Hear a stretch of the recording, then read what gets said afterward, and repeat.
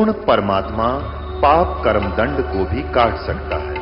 अभी तक जिस भी संत व महापुरुष से मिले उन्होंने यही बताया कि पाप कर्म फल भोगने से ही समाप्त होगा। वो प्रभु कौन है जो पाप कर्म को काट देता है, वो काल के बंधन से छुड़वा देता है। उसका क्या नाम है, पूजा की विधि क्या है?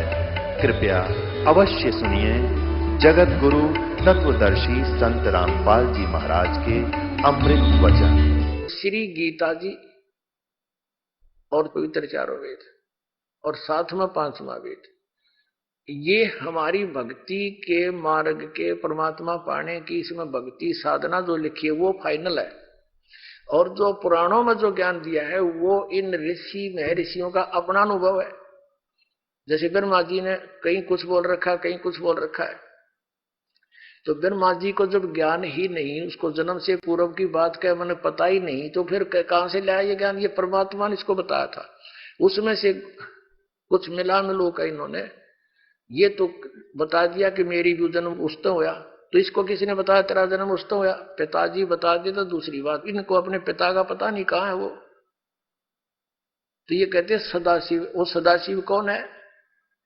ये काल रूपी भगवान है और इन्होंने आज तक उसके दर्शन नहीं हो लिए। तो ये क्या करता है? छल करता है। किसी को तो अपने पुत्र शिव के रूप में दर्शन दे देता है, किसी को अपने पुत्र विष्णु के रूप में दर्शन दे देता है और किसी को ब्रह्मा के रूप में दर्शन दे देता है। अब दास का जो आज के सत्संग का उद्देश्य ये है कि हमने इस अध्यात्म मार्ग को पूर्ण रूप से जानने के लिए इन पुराणों का सहयोग अवश्य लेना पड़ेगा, लेकिन इनमें वर्णित भक्ति विधि को स्वीकार नहीं करने का नहीं करना। क्यों नहीं करना? क्योंकि हमने वो भक्ति ग्रहण करनी है जो हमारे सदग्रंथ बताते हैं। सदग्रंथ कौन से हैं? मोक्ष मार्ग के पवित्र गीता जी, जो वेदों वाला ही संक्षिप्त में ज्ञान है, और पवित्र पांचों वेद।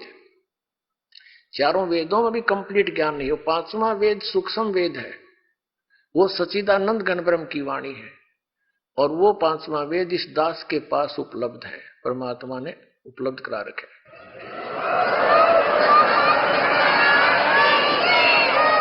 पांचवें वेद में कंप्लीट स्पिरिचुअल नॉलेज यानी पूर्ण अध्यात्म ज्ञान है, और चारों वेदों और गीता जी के अंदर ज्ञान कंप्लीट नहीं है, लेकिन रॉन्ग नहीं है, गलत नहीं है। जैसे मैट्रिक तक का जो सिलेबस होता है 10वीं तक का, वो गलत नहीं होता लेकिन पूर्ण नहीं है। तो इसलिए हमने केवल भक्ति की जो विधि, जैसे प्रसंग चला था हरे राम हरे कृष्ण सीताराम राधे श्याम राधे राधे श्याम मिला दे, ओम नमः शिवाय और ओम भागवते वासुदेव नमः और गायत्री मंत्र, ये मंत्र यदि वेदों और गीता में वर्णित है तो हम इनको जाप करेंगे तो लाभ होगा। यदि वेदों और गीता में नहीं है तो ये यूजलेस है, ये लोक वेद है, मनमाना आचरण है, ये नहीं करेंगे।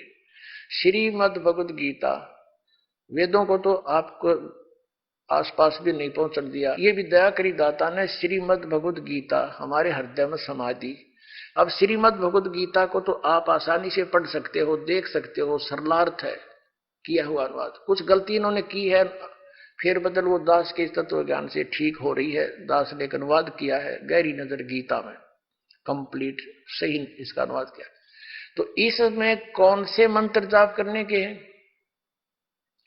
गीता ज्ञान दाता ब्रह्म है, सरपुरुष है। गीता जी अध्याय नंबर 15 के श्लोक 16 और 17 में 3 पुरुष बिल्कुल प्रमाणित है, एक सरपुरुष एक अक्षर पुरुष। सरपुरुष तो ये स्वयं है, अक्षर पुरुष इसको परब्रह्म भी बोलते। ये सरपुरुष कितना प्रभु है, पुरुष माने प्रभु स्वामी, ये केवल 21 ब्रह्मांड का स्वामी है। 21 ब्रह्मांड, एक ब्रह्मांड का क्या क्षेत्र है? जैसे 7 पाताल और 7 ऊपर के 14 लोक, ब्रह्मलोक और धर्मराय का लोक आदि, ये सारे मिला करके पृथ्वी आदि सब, ये एक ब्रह्मांड के अंदर इतनी सामग्री है।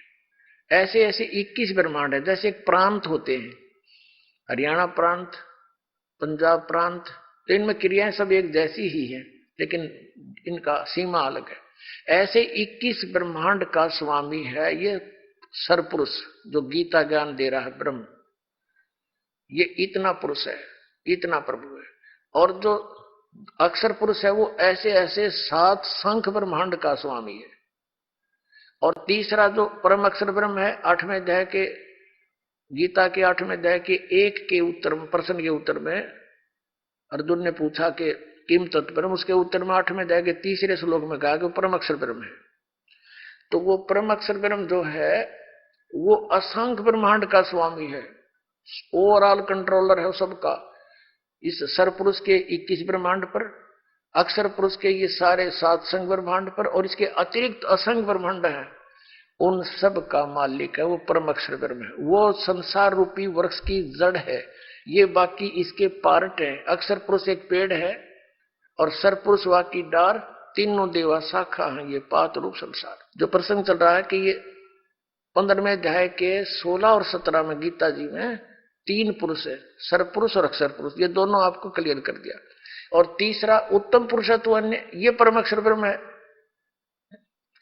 तो इनके जैसे गीता ज्ञानदाता अपने विषय में गीता जी अध्याय नंबर 8 के श्लोक नंबर 13 में कहता है, ओम इति एकाक्षरम ब्रह्म व्यवहारण मामनुसम यह प्रयाति तो जमदेहम स याति परमाम गति। मुझ ब्रह्म का केवल एक ओम मंत्र है, नथिंग एल्स। मुझ ब्रह्म का ये एक अक्षर ओम है यह, और इसका उच्चारण करके सिमरण करता हुआ यह प्रयाति तो जमदेहम, जो शरीर त्याग कर जाता है, स याति परमाम गति, वो परम गति को प्राप्त होता है। यानी ओम से मिलने वाली जो परम गति है वो इससे होती है। ओम से क्या होती है? ब्रह्म लोक प्राप्ति। ब्रह्म लोक में गए हुए प्राणी भी वापस आते हैं। 8वें अध्याय के गीता जी के 16वें श्लोक में स्पष्ट किया है कि ब्रह्म लोक पर्यंत सब पुनरावृत्ति में है, वहां गए हुए प्राणी भी जन्म मृत्यु के अंदर आते हैं। तो एक तो हमने ये ओम मंत्र लेना है, इसके अंदर गीता जी के अंदर केवल ओम मंत्र जाप का है, नथिंग एल्स। ना हरे राम हरे कृष्ण, ना सीताराम राधे श्याम, ना ओम नमः शिवाय। तो ये लोक वेद के मंत्र हैं, दंत कथा है, ये आउट ऑफ सिलेबस है, ये मोक्ष मार्ग नहीं, ये तो हमारा नाश मार्ग है भक्ति आत्मा का।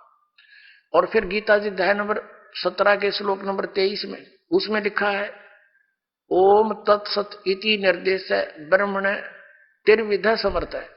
ब्रह्मण माने सचिदानंद घन ब्रह्म, यानी परम अक्षर ब्रह्म को पाने का। ये ओम मंत्र सहित ये 3 मंत्रों का जाप करना पड़ेगा। ओम तत्सत, तत् और सत ये सांकेतिक है।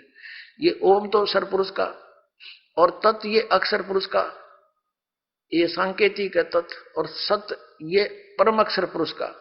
इन तीनों भगवानों की, तीनों प्रभुओं की हमने मजदूरी करनी पड़ेगी, या साधना है।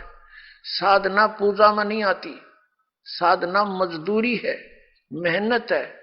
जैसे हमने हैंडपंप लगाना है, हमारा उद्देश्य क्या है हैंडपंप के लगाने का? हमारा पूरे जल है, और वो जो क्रिया है हैंडपंप लगाना, बुक्की मारनी, पाइप लगानी, फिर ऊपर नलका लगाना, तो ये सारी जो साधना है या मजदूरी है या साधना है, प्रोसेस है।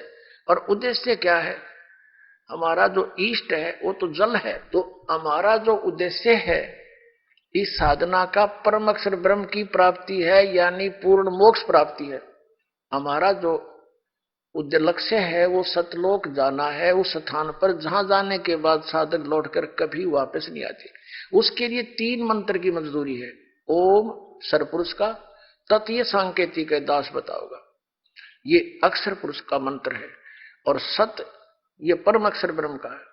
इन तीनों मंत्रों की हमने मजदूरी करनी है, इससे हम परमात्मा प्राप्ति करेंगे, यानी उस सनातन परम धाम को प्राप्त करेंगे, उस परम अक्षर ब्रह्म की शरण में चले जाएंगे जहां में परम शांति प्राप्त होगी, और फिर लौटकर कभी नहीं आएंगे।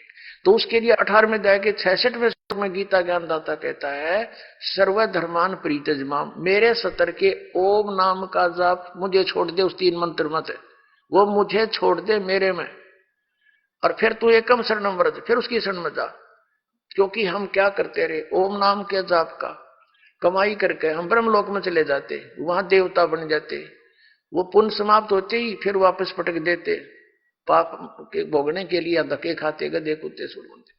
तो अब हम इसके उस ओम नाम का प्रतिफल नहीं लेंगे, इसके किसी ब्रह्म लोक में जाके हम इसको दे देंगे, संभाल तेरा यू कर्जा और हमें कर्ज मुक्त कर। तो फिर ये हमें छोड़ देगा सब पापों से। यह जो दुखी कर गधे कुत्ते बनाता है। सर्वधर्मान प्रीतज माम, ये खुद कहता है मेरे सतर के जो धार्मिक पूजा है ओम नाम का जाप और ये यज्ञ आदि जो बताए जाते हैं, ये यज्ञों की जानकारी गीता जी के 3रे अध्याय में है, वो भी बताएंगे आप। तो ये मेरे सतर की है, मुझे छोड़ दे और फिर उसकी शरण में जा। और ये अज्ञानी कहते हैं, श्री कृष्ण कह रहे हैं मेरे में छोड़कर मेरी शरण में आ जा। अब छोड़ कर उसकी शरण में आओ, क्योंकि वो तीनों कहना चाहिए था इनक्लूडिंग आ जा मेरी शरण में, सबके साथ आ जा। यूं कह मुझ में छोड़ परितज माम, मुझ में छोड़कर एकम शरण वर्ज, उसकी शरण में जा। तो पुण्यात्माओं ये है वो अध्यात्म ज्ञान। और इसको समझने के लिए आपने बड़ा धैर्य से काम लेना पड़ेगा, क्योंकि आपके अंदर तो अज्ञान भरा पड़ा है अभी, और उस अज्ञान का नाश करने के लिए इस ज्ञान की आवश्यकता है। इसको बड़े धैर्य से सुने और प्रमाण आपके समक्ष है। सब सदगुरु जिनको हम श्रद्धार्य मानते हैं उनमें प्रमाण दास दिखा होगा, तो आपको दृढ़ विश्वास हो जाएगा। बोलो सतगुरुदेव। परम पिता परमात्मा पूर्ण ब्रह्म सर्व सृष्टि रचनहार कबीर देव कबीर साहेब जी की असीम कृपा से आप पुण्यात्मा ये सत्संग सुन रहे हैं, ये आध्यात्मिक संपूर्ण ज्ञान सुन रहे हैं। इसके अंदर आप जी को अपने सदग्रंथों में छुपे हुए गूढ़ रहस्यों का ज्ञान होगा।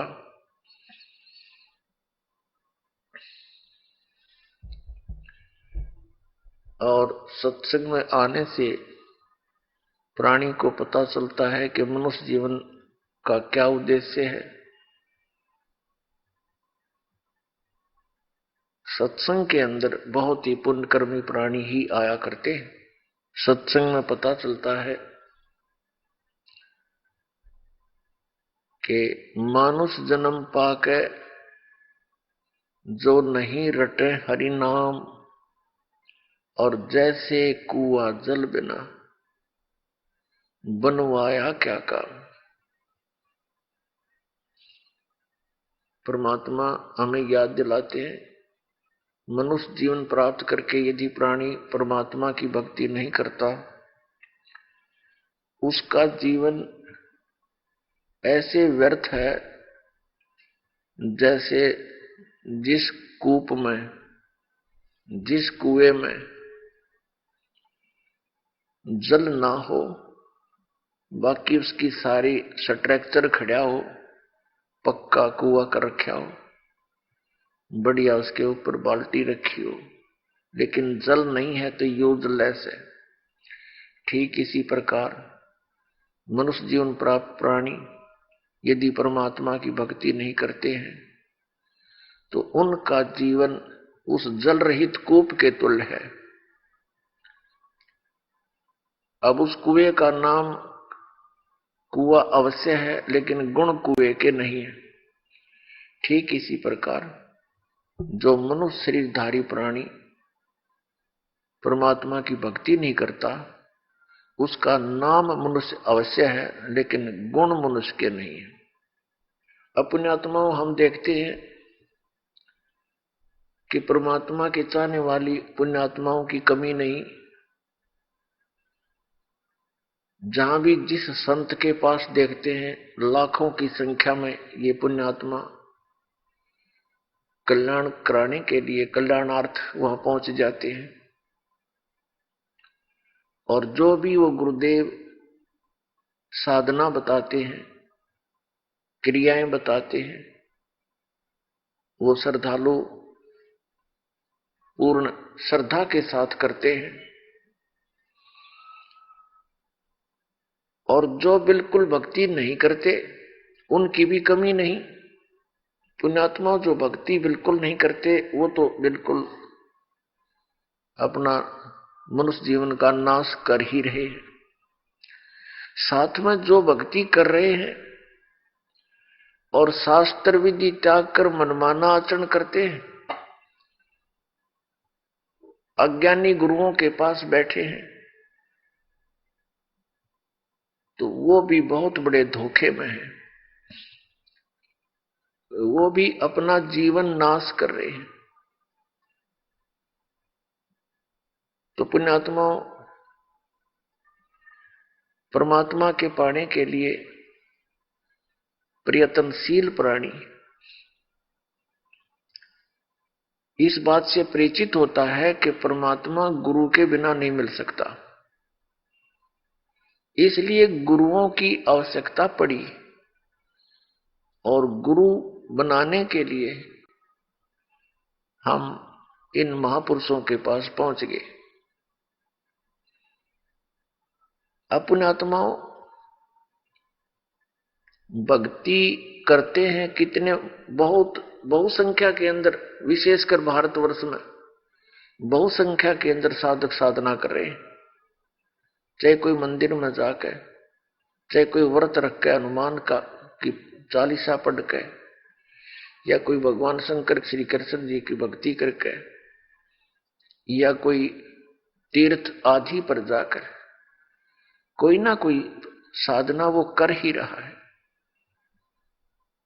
या फिर कोई गुरु बना के। और हम देखते हैं इतनी बहुसंख्या में जहां भक्ति कर रहे हो इंसान, तो एक विशेष परिवर्तन होना चाहिए समाज के अंदर,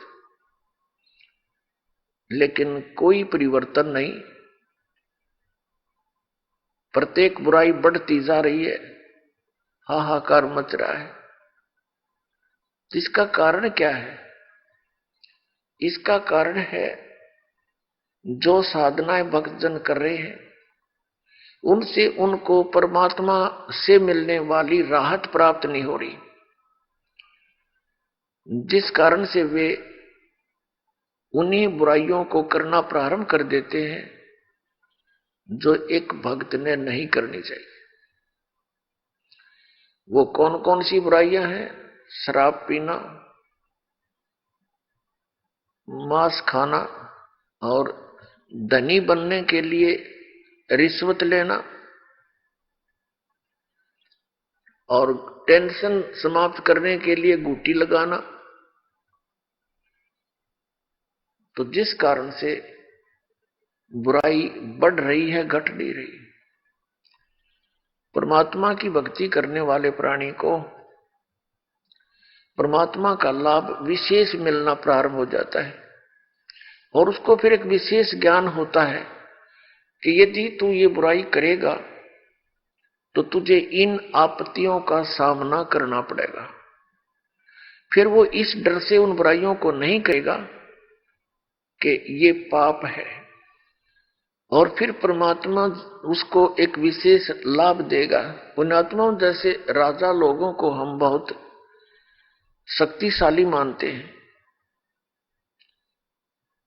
उनके ऊपर भी कोई आपदा आती है तो वो भी संतों के पास ही जाकर उसका निवारण करवाते हैं।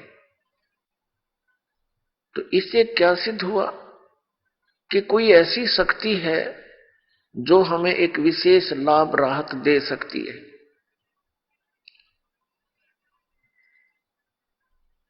वो कौन है और कैसे वो राहत देता है, इसका ज्ञान संत जन ही बताया करते हैं।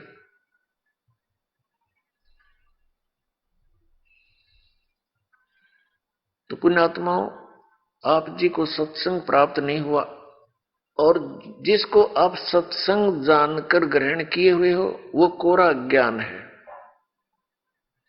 क्योंकि जो हमारे सदग्रंथों में प्रमाण नहीं है तो वो शास्त्र विरुद्ध ज्ञान है, शास्त्र विरुद्ध साधना है, उसका कोई लाभ नहीं। अब पहले क्या कारण रहा कि हमारे जो धर्म गुरु थे वो संस्कृत अवश्य जानते थे, लेकिन अध्यात्म ज्ञान शून्य था उनका।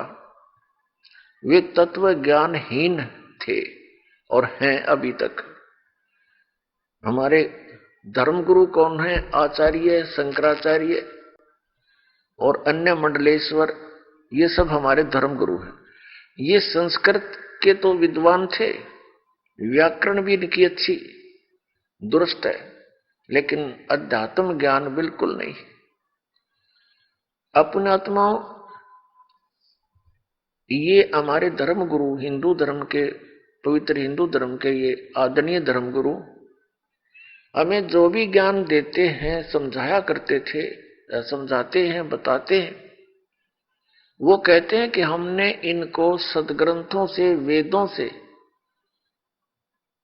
पवित्र वेदों से, पवित्र श्रीमद् भगवत गीता से और पवित्र पुराणों से ये ज्ञान तुम्हें सुनाया है। तो हम यही मान बैठे थे कि ये संस्कृत के विद्वान हैं, हमारे सभी सदग्रंथ संस्कृत में लिपिबद्ध है और ये जो ज्ञान दे रहे हैं वो बिल्कुल सही और शास्त्रों वाला ही है। लेकिन अब इस दास को पता चला, क्योंकि इस दास की आंखें बन गई, वो तत्व ज्ञान वाली आंखें दुरुस्त हो गई। पहले हमारे पूर्वज, हमारे जो पहले के जो माता पिता, दादा दादी, कई पीढ़ियां जो हमारे हिंदू धर्म के थे, सभी के, वो श्रद्धालु थे, अशिक्षित थे, और इन धर्म गुरुओं ने जो भी क्रियाएं बताई वो सिर दड़की बाजी ला के और पूरी श्रद्धा से करते रहे। तो पुण्यात्माओं, आज हम इस योग्य कर दिए परमात्मा ने कि हम इन सदग्रंथों को अब स्वयं देखेंगे। इस दास ने इन सदग्रंथों का गहन निरीक्षण किया, अध्ययन किया, तो उसमें क्या पाया कि हमारे जितने भी धर्मगुरु, हिंदू धर्म के धर्मगुरु, ऋषि, महर्षि, ये मंडलेश्वर, महंत, संत, ये सभी लोक वेद सुना रहे हैं, दंत कथा सुनाया करते हैं। इनके पास शास्त्र अनुकूल ज्ञान नहीं है। ये वेदों, गीता और पुराणों के विपरीत ज्ञान हमें दे रहे हैं, और नाम इन्हीं सदग्रंथों का ले रहे हैं। जो टीचर, जो अध्यापक आउट ऑफ सिलेबस पढ़ाता है, पाठ्यक्रम से हटकर ज्ञान देता है, वो अध्यापक ठीक नहीं, वो शत्रु है उन विद्यार्थियों का। और यही कारण रहा पुण्यात्माओं, शास्त्र विधि को त्याग कर मनमाना आचरण करवा कर इन हमारे धर्म गुरुओं ने हमारे सभी पूर्वज भूत बनवा दिए, 84 लाख योनियों में डलवा दिए, और फिर उनके लिए यत्न बताते हैं, श्राद्ध निकाल दो, पिंड भरवा दो, ये क्रियाएं करते, जो कि गीता जी के विरुद्ध है। श्रीमद् भगवत गीता अध्याय नंबर 9 श्लोक नंबर 25 में कहा कि जो भूत पूजते हैं वो भूतों को प्राप्त होंगे। ये श्राद्ध निकालना, पिंड भरवाना, 13वीं करना और अस्थि प्रवाह करना, गति कराने के अर्थ, तो ये सब भूत पूजाएं हैं। इनके करने वाले भी भूत ही बनेंगे। देवताओं की पूजा करने वाले देवताओं को प्राप्त होंगे, पितरों की पूजा करने वाले पितर बन जाएंगे। गीता ज्ञान दाता कहता है कि मेरी भक्ति करने वाला मुझे प्राप्त होगा। हमने भगवान की भक्ति त्याग कर ये भूत पूजा शुरू कर दी, श्राद्ध आदि निकालना, जिस कारण से हम शास्त्रीय विधि त्याग का मनमाना आचरण करते रहे और महान कष्ट को उठाते रहे। अपनात्मा, अध्यापक किसे कहते हैं, टीचर किसे कहते हैं? अध्यापक अपने जॉब का मास्टर होता है, उसको टीचर बोलते हैं, अध्यापक कहते हैं, मास्टर कहते हैं। जिन धर्म गुरुओं को समाज ने खुली छुट्टी दे दी कि तुम सदग्रंथ पढ़ो और हमें सुनाओ और हमें वो परमात्मा का ज्ञान जो सदग्रंथों में विद्यमान वो बताओ, उनको फ्री कर दिया उनको दक्षिणा देनी शुरू कर दी कि अपना निर्वाह भी करते रहो दक्षिणा से, और फ्री हो तुम, पढ़ो अच्छी तरह इन सदग्रंथों और हमें बताओ। तो उन्होंने, हमारे धर्म गुरुओं ने सदग्रंथों को पढ़ा अवश्य और इनको कंठस्थ याद भी कर लिया संस्कृत भाषा में, लेकिन इनको वेदों, गीता और पुराणों का कख भी पता नहीं, इन आचार्यों को और इन शंकराचार्यों को। इनको अध्यात्म ज्ञान नहीं। इनको तो ज्ञान होगा कहां से, जिन भगवानों को ये पूजते हमारे आचार्य और शंकराचार्य, और हमें उन्हीं को पूजने की सलाह देते हैं कि ये भगवान है। कौन? श्री ब्रह्मा, श्री विष्णु, श्री शंकर भगवान आदि। और इनको ये परमात्मा बताते हैं, भगवान बताते हैं, ईश बताते हैं, और इनकी पूजा स्वयं भी करते, हमें भी करने की सलाह देते हैं। तो इन भगवानों को अध्यात्म ज्ञान नहीं, श्री विष्णु को, श्री ब्रह्मा को, श्री शंकर को, शंकर जी को। तो हमारे धर्म गुरुओं को, शंकराचार्यों को, आचार्यों को ज्ञान कहां से होगा? अपुण्यात्मा, इस कंसेप्ट को क्लियर करने के लिए कि इन भगवानों को भी ज्ञान नहीं, श्री विष्णु जी को, श्री ब्रह्मा, श्री शंकर जी को, और दुर्गा को भी कंप्लीट ज्ञान नहीं, श्री देवी जी को भी, और ब्रह्म जिसको ये परम ब्रह्म बोलते हैं, ये है तो ब्रह्म सरपुरुष, इसको भी कंप्लीट ज्ञान नहीं। अपने आत्माओं, ये बड़ा विवाद का विषय बन जाएगा यदि इस वाक्य को यही छोड़ दिया और प्रमाण ना दिखाए। प्रथम तो आपको 19 पुराणों में आप ये दास दिखाएगा कि ब्रह्मा और विष्णु और शंकर ये भगवान नहीं है, ये ईश नहीं है, और ये हमें हमारे धर्मगुरु शंकराचार्य और आचार्य ये मंडलेश्वर ये कहते ये भगवान है। तो इन्होंने हमारे साथ कितना धोखा किया है। प्रथम तो ये दिखाते हैं कि श्री विष्णु, श्री ब्रह्मा और श्री शंकर जी को, और सतयुग से लेकर आज तक के ब्राह्मणों को, ये शंकराचार्य और आचार्य सारे ब्राह्मण ही है। ब्राह्मण पुण्यात्माओं को जाति सूचक नहीं है। ब्राह्मण वो व्यक्ति है जो अध्यापक पद पर विराजमान है, जो उस कर्म को कर रहा है। जैसे 4 वर्ण बनाए,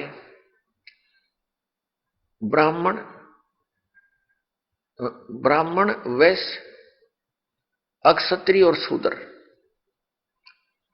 अपनात्माओं, जैसे आज कोई ब्राह्मण का लड़का और मिलिट्री में वो भर्ती है फौज में, तो वो ब्राह्मण वर्ण में अवश्य है, लेकिन वो ब्राह्मण कर्म नहीं, वो तो क्षत्रिय है। ऐसे ही कोई वैश्य का लड़का मिलिट्री में भर्ती है तो वर्ण वैश्य अवश्य है उसका, लेकिन कर्म वैश्य नहीं है। इसी प्रकार अन्य समझे, कोई शूद्र का लड़का और मिलिट्री में भर्ती है तो वो अक्षत्रिय है, शूद्र वर्ण में अवश्य जन्मा है। तो कर्म से ही ये क्रियाएं और ये जाति बनी है। तो जो धर्म गुरु हैं वही ब्राह्मण कहलाते हैं, चाहे वो किसी मजहब जाति का हो। मेरे पूज्य गुरुदेव जी ब्राह्मण वर्ण में जन्मे थे, लेकिन वो अपने आप को ब्राह्मण नहीं कहते थे। हरियाणा के अंदर जिला भिवानी और चरखी दादरी के पास एक बड़ा पैतावास गांव है, वहां से ब्राह्मण वर्ण में जन्मे थे। और हमारे दादा गुरुजी से उनकी भेंट होगी, वो उनसे प्रेरणा पाकर घर त्याग कर चले गए, और वो अपने आप को संत कहते थे, ब्राह्मण नहीं। और मेरे दादा गुरुजी जाट थे, गांव छावला के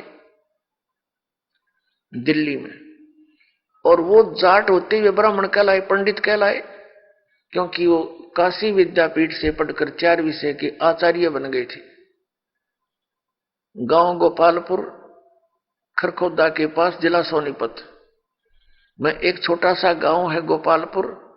उसके अंदर आश्रम बना हुआ हमारे दादा गुरु जी का। उस पर लिखा है पंडित चिदानंद जी आश्रम। जाट होते हुए पंडित जी कहलागे, वो गुरु थे, ब्राह्मण कर्म था उनका। तो पुण्यात्माओं, ये जो ब्राह्मण वर्ग में है, ऋषि महर्षि, ये ब्राह्मण कर्म करने वालों पर ही समझो अप्लीकेबल है दास के ये जो ज्ञान है, वचन है, अन्य पर नहीं। तो अब सबसे पहले आपको दिखाते हैं कितना ज्ञान था ब्रह्मा विष्णु महेश को और कितना ज्ञान था इस सतयुग से लेकर आज तक के इन ब्राह्मण गुरुओं को। आपके रूबरू कराते उन्हीं पवित्र सदग्रंथों में। पुण्यात्माओं, परमात्मा का पाना बहुत ही आसान है, मोक्ष भी बहुत ही सिंपल है, क्योंकि यह साधना बहुत सीधी सादी है। हमें ज्ञान न होने से हमारे कोई इन्होंने गलत मार्गदर्शन कर दिया, जिस कारण से हम परमात्मा नहीं प्राप्त कर सके, मोक्ष प्राप्ति नहीं हुई। सबसे पहले आप जी को श्रीमद् देवी भागवत से ये प्रमाणित किया जाएगा कि श्री विष्णु जी को, श्री ब्रह्मा जी को, व्यास जी को, नारद जी को ये कितना ज्ञान था, ये देखना। श्रीमद् देवी भागवत सचित्र मोटा टाइप, केवल हिंदी, गीता प्रेस गोरखपुर से प्रकाशित। श्रीमद् देवी भागवत, संपादक हनुमान प्रसाद पोदार, चिमनलाल गोस्वामी। प्रकाशक एम मुद्रक हैं, गीता प्रेस गोरखपुर, गोविंद भवन कार्यालय, कोलकाता का संस्थान। ये इनके फैक्स और फोन नंबर। ये देखिएगा 28 नंबर पृष्ठ पे, ये पहला स्कंद है, संक्षिप्त देवी भागवत पहला स्कंद। नारद जी ने कहा, ये नारद जी और व्यास जी की गोष्ठी हो रही है। नारद जी ने कहा, व्यास जी तुम इस विषय में जो पूछ रहे हो ठीक यही प्रश्न मेरे पिताजी ने भगवान श्री हरि से किया था। देवा अधिदेव भगवान जगत के स्वामी हैं, लक्ष्मी जी उनकी सेवा में उपस्थित रहती हैं, दिव्य कौस्तुमणि उनकी शोभा बढ़ाती है। वे शंख चक्र गदा लिए रहते हैं, पीतांबर धारण करते हैं, 4 भुजाएं। वे चराचर जगत के आश्रयदाता हैं, जगत गुरु एवं देवताओं के भी देवता हैं। ऐसे जगत प्रभु भगवान श्री हरि महान तप कर रहे थे, उनकी समाधि लगी थी। यह देखकर मेरे पिता ब्रह्मा जी को बड़ा आश्चर्य हुआ। अतः उन्होंने उनसे जानने की इच्छा प्रकट की। ब्रह्मा जी ने पूछा, प्रभु आप देवताओं के अध्यक्ष, जगत के स्वामी और भूत भविष्य एवं वर्तमान सभी जीवों के एकमात्र शासक हैं। भगवान फिर आप क्यों तपस्या कर रहे हैं और किस देवता की आराधना में ध्यान मगन है? मुझे असीम आश्चर्य तो यह हो रहा है कि आप देवेश्वर एवं सारे संसार के शासक होते हुए भी समाधि लगाए बैठे हैं। ब्रह्मा जी के विनीत वचन सुनकर भगवान श्री हरि यानी विष्णु जी कहने लगे। अब हम 29 पृष्ठ पर आ गए, पहला स्कंद। श्री हरि उनसे कहने लगे, ब्रह्मन सावधान होकर सुनो। विष्णु जी बताने लगे ब्रह्मा जी को, मैं अपने मन का विचार व्यक्त करता हूं। देवता, दानव, मानव सब यही जानते हैं कि तुम सृष्टि करते हो, मैं पालन करता हूं और शंकर संहार किया करते हैं। किंतु फिर भी वेद के पारगामी पुरुष अपनी युक्ति से यह सिद्ध करते हैं कि रचने, पालने और संहार करने की यह योग्यता जो हमें मिली है, इसकी अधिष्ठात्री शक्ति देवी है। वे कहते हैं कि संसार की सृष्टि करने के लिए तुम में राजसी शक्ति का संचार हुआ है, मुझे सात्विक शक्ति मिली है और रुद्र में तामसी शक्ति का आविर्भाव हुआ है। उस शक्ति के अभाव में तुम इस संसार की सृष्टि नहीं कर सकते, मैं पालन करने में सफल नहीं हो सकता, और रुद्र संहार कार्य करने होने में भी, रुद्र से संहार कार्य होना भी संभव नहीं। ब्रह्मा जी हम सभी उस शक्ति के सहारे यानी दुर्गा के सारे ही अपने कार्य में सदा सफल होते। सुवर्त प्रत्यक्ष और परोक्ष दोनों उदाहरण में तुम्हारे सामने रखता हूं, सुनो। यह निश्चित है